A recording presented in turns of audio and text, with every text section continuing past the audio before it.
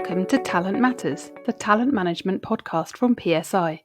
We are the world's leading talent experts, working with clients across the globe to screen, select, develop, and engage. We deliver over 30 million assessments every year, and we run development programs to develop leaders and teams and work with organisations to help them to create thriving and engaging climates in which employees can flourish and perform at their best. The world of work is changing at an increasingly rapid pace, and we want to share our leading insight to discuss the main challenges organisations are facing in 2021. We invite our guests to talk about their real-world talent and leadership challenges and how they have overcome them. Our aim is always to focus on practical takeaways for you, so thank you for listening. So hello, my name is Jill Pennington. I'm one of the consulting directors here at PSI. I lead the development consulting team, and I'm very pleased to have Audrey McGibbon join me for this podcast. Audrey, would you like to introduce yourself? Thanks, Jill. Lovely to be here.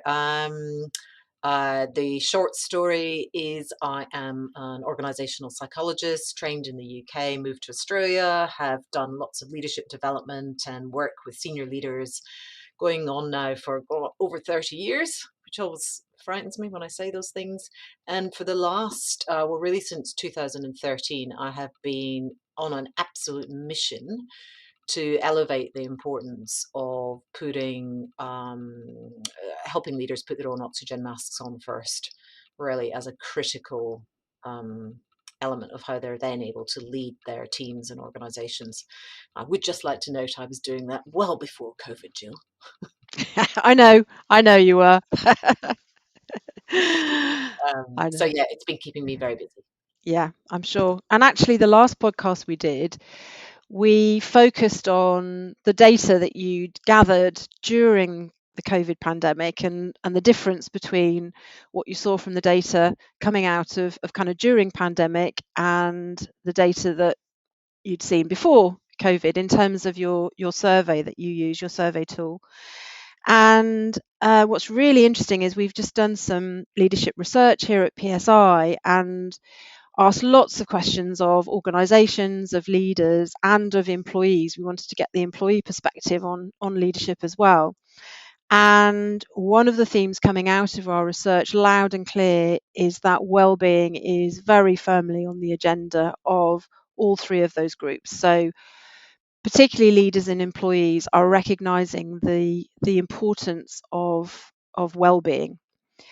And so I wanted to focus on that, I think, in terms of this podcast, the link between leadership and well-being, and just, yeah, what does it mean now? You know, when we say well-being is important, and there's lots and lots of stuff out there around well-being and leadership and organisation. I guess, what does it mean if you're a leader in an organisation? What do I now need to be doing differently, I guess, from maybe if I was a leader 10 years ago? I'm so happy to have this conversation, and may I say how fantastic that is that your research has identified and really called out now this link between leadership and well-being, which has existed for many, many years. I mean, even back at the very start of my career, we would always build in bits around self-management and self-care and stress management. But I think there's a duality now. There's a duality in everything, isn't there? But leaders have both got to be able to look after their employees, and there is that sort of duty of care piece. And maybe we'll come to discussions around, well, how much can a leader do for their people? But certainly since the pandemic, there's been this massive ask of leaders to make sure you're looking after your people. Do the check-ins and all of those things.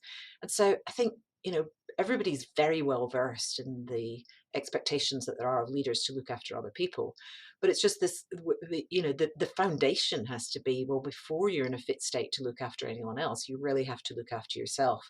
And I think, to cut a long story short, a lot of leaders are very self-sacrificing. They will push themselves harder than they push their teams, not in all cases, but generally. And so I actually think it's a very, very difficult thing for leaders to put their own oxygen masks on first, for as long as this kind of value exists that that's somehow being selfish or indulgent.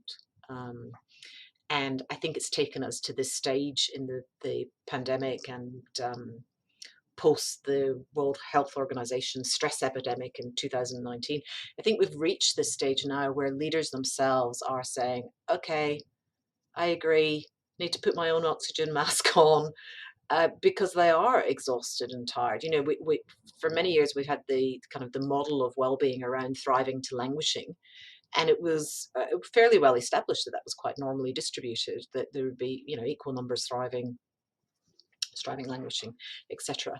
But actually that's not the case now. That and so that data that you were referring to about the research I've been doing, you know, the changing world is changing well-being, and leaders, senior leaders with responsibilities that have got even more complex and even bigger, um, they are now more likely to be struggling or languishing than they are thriving.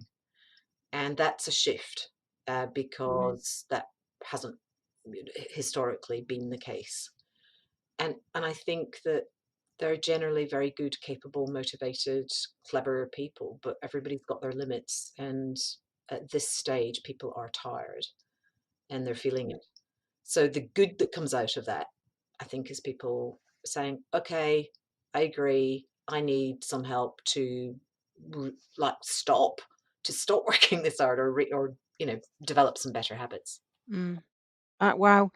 I wonder what that means for organisations, Audrey, because you know, I get all that, but I still see organisations under a lot of cost pressure, under a lot of you know, hugely competitive market in many sectors.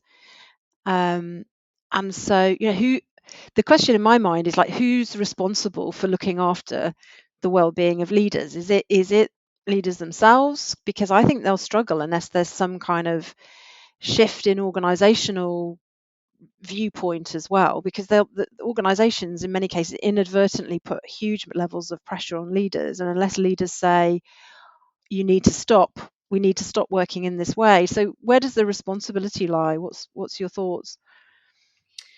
I think there's many different ways of answering that, but if we carry on just with that sort of train of thought that you had there just now, Jill, what I would say is a question of priorities. So I do think leaders have a responsibility to some degree for employee well-being.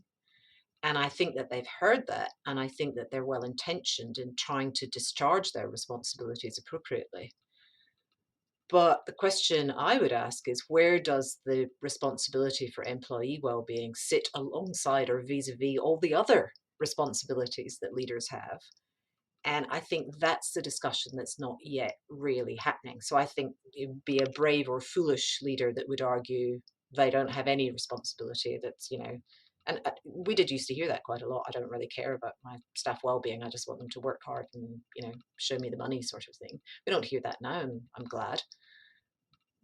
But in order to make a meaningful difference to employee well-being, then I think we need some readjustment on prioritizing. So, because at the moment that's not, generally speaking, happening. That's not yet common practice to say, well, if we're going to shift employee well-being, we will approach that in the same way that we would any other major piece of organizational or cultural change or systems change. We'll resource it, we'll sponsor it from the top, we'll invest in it, we'll see this as a 3, 4, 5 year strategy piece. No, that's generally speaking not happening. And you know, if I sort of just went to university lecture land and said, okay, so in theory, what should happen? Well, you know, in theory, I think there needs to be an adjustment in expectation of returns and margins. And if you invest, you will see a return on well-being, because we know that it does work, but it won't, unfortunately, deliver a return for business in an economic sense within the 12-month cycle that they have to then, you know, pay dividends to shareholders or give bonuses to staff. And that's, I think, the really inconvenient truth about all this is, you know, to address employee well-being doesn't fit within a 12-month business cycle commensurate with your other metrics on getting returns.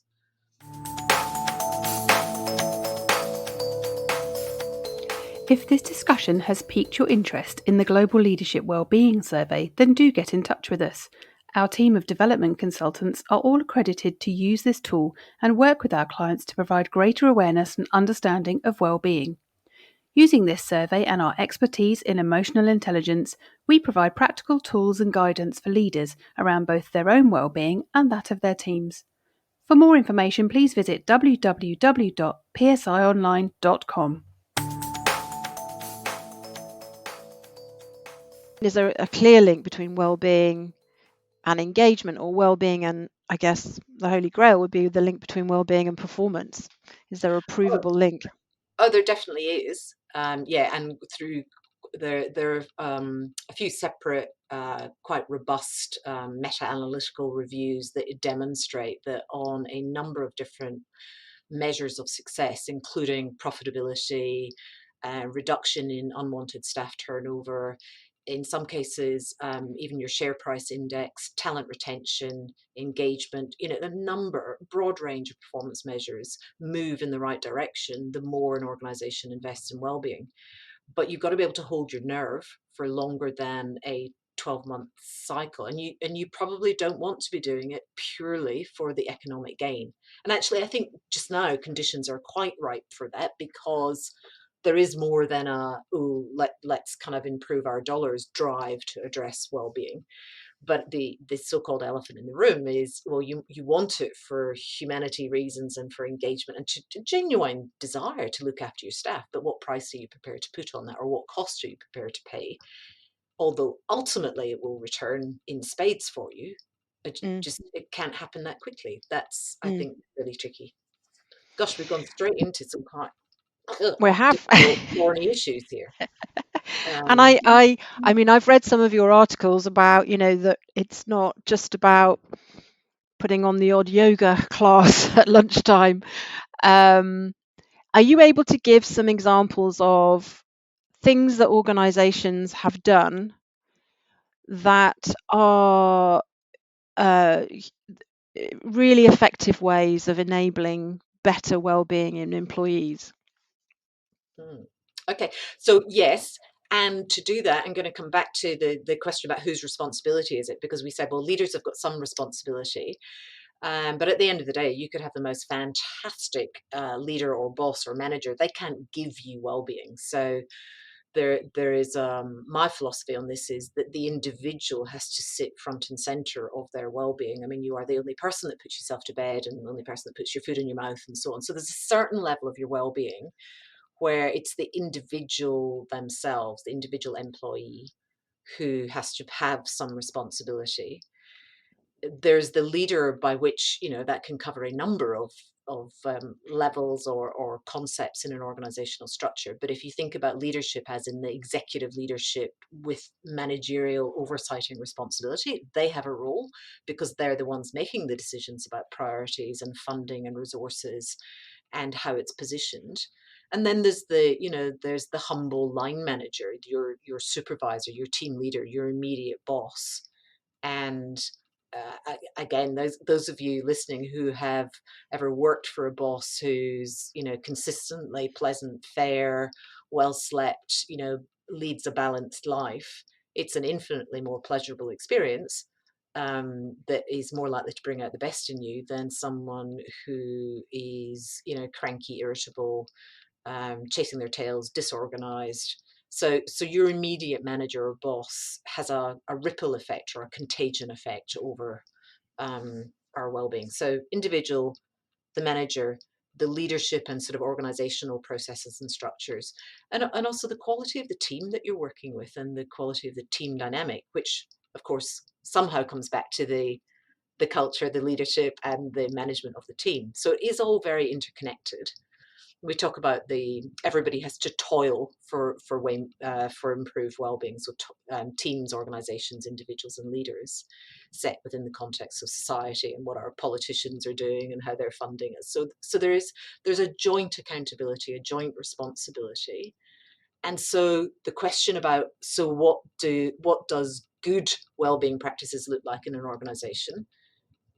One way I'd answer that is it's an organization where everybody is alert to that, where there is a shared understanding from the most junior employee to the board that for employee well-being to move in the right direction, we need an integrated pincer movement not just across the functions of the organization, but that involves every, well-being when it's done well is 100% inclusive construct. Every single employee should be able to say, yes, I feel that the challenges and demands that are upon me, I've got enough resources to meet them. And how you get to that stage is everybody having an awareness about it. So I don't know, it is quite a complex area, and I'm not trying to overcomplicate it, but I think that that's what good looks like, is not having the right answer. It's just an acceptance of, this is going to take a while. We can do it strategically. We can do it where we've invested in educating, and I mean educating as opposed to kind of light touch e-learning, but really educating senior leaders around this stuff, because they are so instrumental in then the direction of what follows.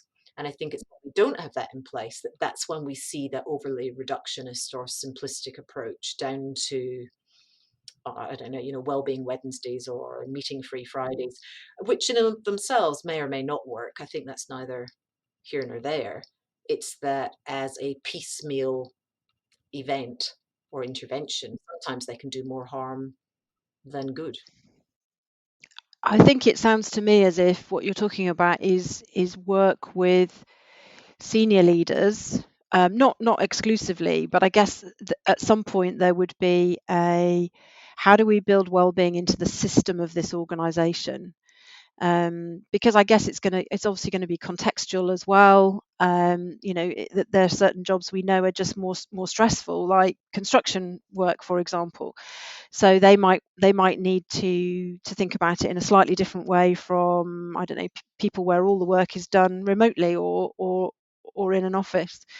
But I guess just coming back to leaders, I'm interested in what support we can give leaders in organizations, because one of the things that struck me when we started to look at the results in our research was how much, and we've talked about this earlier, how much pressure actually and how is now on leaders to be basically Superman or Superwoman, because not only do they need to be delivering results for their function or their team, but they need to be more human, so they need to be connecting more with people, they need to be supporting people and engaging, motivating them more, but also they need to be thinking about well-being, they need to be thinking about inclusion, and they need to be looking outside the organization and connecting with people, across the organization, not just in their own part of the business.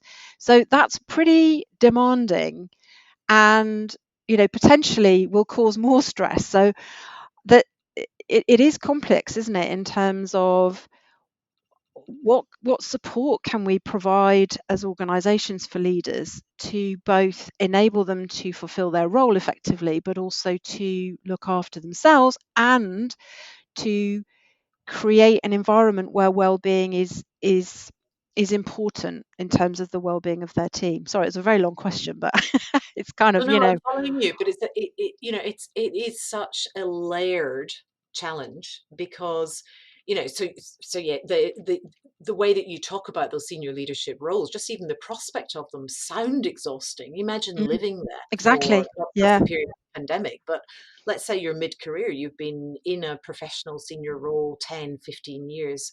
We knew pre-pandemic, stress levels were already high for most professionals. This is a question around sustainability. So, sort of, how do you get what support can you give a senior leader to help them put their own oxygen mask on first, to help them look at themselves and what they need? And that in itself isn't an easy proposition either, because so many senior leaders will say, no, I'm fine. Don't worry, I'm fine. I'm busy, but I'm fine. And of course, you're fine until you're not fine. And that's the really insidious thing about burnout is, you keep pushing and pushing. And this cohort, and we're generalizing terribly. And of course, one of the things that you and I both know is that the real art form is engaging with an individual leader to understand their unique circumstances and unique needs, and we might come to that in a moment. But generally speaking, as a cohort, they're not very good at saying, oh, yes, please, I'd like some help, or can I have some help, or, oh, yeah, gee, no, it'd be really good to take some time out to think about myself. Generally speaking, there is a high level of drive and determination to just push through, focus on the results, drive through the task, push, until, of course, sometimes we hear about the catastrophic outcomes of just continuing to persist. For most people, thankfully, it's not catastrophic, but it's just an insidious wearing down of both your psychological energy and in many cases your performance. You lose your performance edge at a time when you really need your performance edge. So I'm getting to an answer to your question. So the way that we try and get cut through is we talk about helping organizations and their leaders learn, live, and lead for well-being before you can create the sustainable embedded culture where well-being is shifting in the right direction over time. And I think it's a mistake to try and move to a culture where you're embedding it before you've done the educational piece. And so helping leaders in the first instance is a bit about doing some education around just the questions that we've been talking about, the business returns on high and low well-being, what that looks like, high and low well-being, how do you recognize it, what's the difference between well-being and mental health, what would an integrated strategy for well-being look like, how does well-being sit in health and safety, leadership development, does it sit with the board, who's got responsibility, do you have a leadership capability framework around well-being, should it be in KPIs, all of those things. It's all very possible to do, but that's what we mean by the learn it phase, in the learn it, live it, lead it, embed it. And the live it bit, that's where the work that you do and my survey comes in. This is where we would, and once you've got the buy-in, really do a short but very effective intervention with senior leaders to say, okay, let's just pause for a moment. Think about yourself. How are you tracking? Do a little bit of an audit on how you're leading your life and how you're working holistically, multiple dimensions, not just the mental health, not just the physical health, but all the stuff that we talked about last time. And create for them that sort of, make the elbow room to do that piece of self-calibration and introspection, which I'm sure that's sort of come out in your research as well, the importance of, in this new constantly changing world, the ability to understand and stay connected, self-calibrated to your own state of mind and how that's then affecting your decisions as a leader. So create that space, do the self-assessment, and sit down with somebody like you or your team, have the debrief, talk about it, and then depending on what comes out, and this is where it's around, well, what's going on for you? Is it an excess of demands and challenges and just not enough capacity? Or are you just not replenishing your resources? Are you neglecting yourself? And that comes back to some of your well-being is down to you as an individual human. And some of it is the organization or the policies and the resources. But the senior leader cohort, I do think there's a conversation that's coming around, can we just stop for a moment? Can we do a bit of a reset? Can we step back and decide what our priorities are? Because a lot of the stuff that comes out of those sessions is, yep, that's been really helpful. There's this and this and this and this that I can do for myself. And there's some stuff I can think about for my team. But there's some stuff I need to talk about with my peer group on this executive level, because it's a systems issue, it's a strategic issue, we're not prioritizing, we're not realistic. No, it's a cultural and systemic thing as well, isn't it? As well as individual.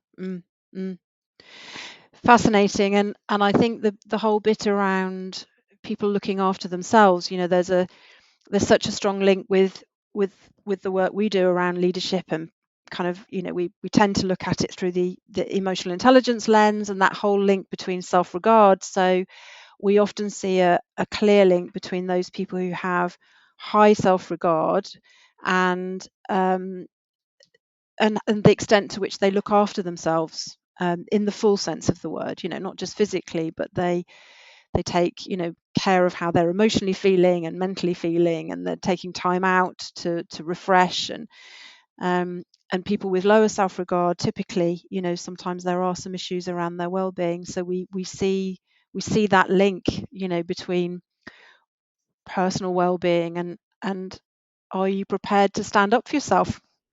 Mm-hmm. Um, and the conditions of leadership make it ripe for all but the most not robust, but the people who are most on their guard and on their mettle to watch that it doesn't happen to them. The conditions of leadership make it ripe for you to fall into that self-sacrificial place, which over time is very damaging and leads to a place of resentment and burnout. But that self-worth to say, okay, no, that's actually not okay. So there's this bit about boundary setting in there. I think the other link to leadership is once you've done the sort of learn it, live it, and you've had these kind of hopefully epiphany moments with the individuals that you're working with, that's where the magic then starts to happen for the rest of the organization, because that's where leaders start to role model well-being.